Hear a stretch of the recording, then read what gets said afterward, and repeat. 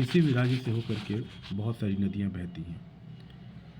चूँकि भारत में दो प्रकार की नदियाँ बहती हैं, एक सदाबहार नदियाँ होती हैं और एक प्रायद्वीपीय नदियाँ हैं। सदाबहार नदियों में हमेशा पानी रहता है क्योंकि ये नदियाँ हिमालय से निकलती हैं, और प्रायद्वीपीय नदियाँ जो हैं वर्षा के जल पर ज़्यादा डिपेंडेंट होती हैं, इसलिए इनमें वर्षा का पानी का थोड़ा सा अभाव भी होता है।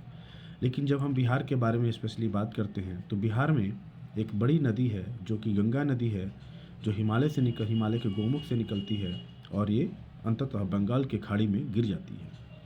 बिहार के बीचों बीच गुजरने वाली गंगा बिहार को दो पार्ट में डिवाइड करती है, एक नॉर्थ बिहार और एक साउथ बिहार।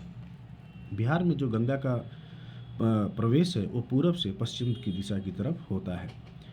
जब हम बिहार के गंगा जी के नॉर्थ बिहार में जब देखते हैं कि कौन कौन सी नदियाँ बहती हैं, तो नॉर्थ बिहार में हम देखते हैं कि क्रमशः साउथ से ये जो है कि साउथ से में जब हम देखते हैं साउथ बिहार की, तो साउथ बिहार में नदियों का जो क्रम है वो क्रमनाशा है, सोन है, पुनपुन है, फल्गु है, सकरी है, पंचने है, किउल है और चंदन नदी है। लेकिन यही जब हम नॉर्थ बिहार के बारे में बात करते हैं तो नॉर्थ बिहार में जो नदियाँ बहती हैं क्रमशः Ghaghara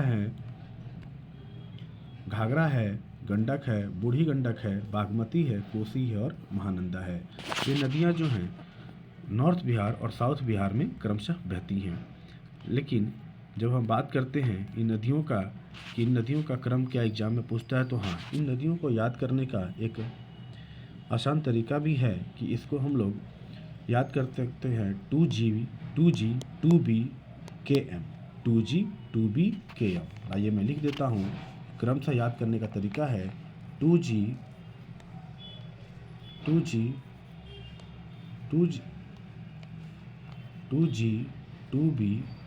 KM 2G 2B KM। 2G से क्या हो जाएगा घाघरा गंडक, 2B से क्या हो जाएगा बूढ़ी गंडक और बागमती, और K से हो जाएगा कोसी और महानंदा। उसी तरीके से जब हम साउथ बिहार में नदियों को याद करने का क्रम देखते हैं तो हम देखते हैं कि इसको हम ऐसे याद करते हैं KSP, और फिर हम याद करते हैं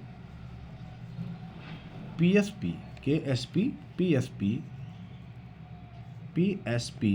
KC, और इस तरीके से हम इसको याद कर लेते हैं। के से कर्मनाशा, सोन, पुनपुन, फल्गु, सकरी, पंचाने, किउल और चंदन नदियाँ हैं। इसमें सकरी और पंचने को अगर छोड़ देते हैं तो ये कोई बहुत इंपॉर्टेंट नदियाँ नहीं हैं, लेकिन कर्मनाशा, सोन, पुनपुन, फल्गु, किउल और चंदन नदियों के बारे में पूछा जाता है।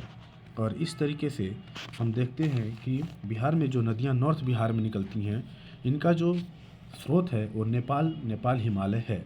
जैसे जो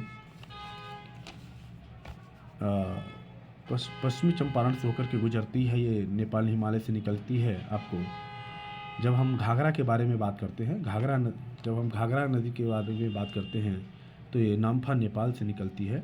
फिर जब हम गंडक नदी के बारे में बात करते हैं तो ये भी नेपाल सोमेश्वर पहाड़ी से निकलती है। बूढ़ी गंडक भी सोमेश्वर पहाड़ी से ही निकलती है। ठीक है।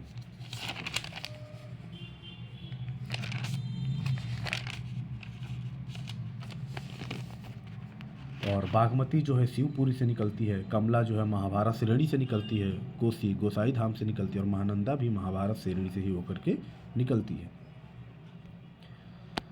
और जब हम साउथ बिहार की नदियों के बारे में देखते हैं, जब हम देखते हैं तो साउथ बिहार की नदियाँ जो हैं क्रमशः ये जो है कि क्रमनाशा विंध्याचल श्रेणी से होकर निकलती है, सोन अमरकंटक से निकलता है, और पुनपुन जो है चौरा पहाड़ी पलामू से निकलता है, उत्तरी कोयल रांची के पठार से निकलता है, फल्गु छोटा नागपुर पहाड़ी से निकलता है और किउल खड़ग हिल से निकलता है।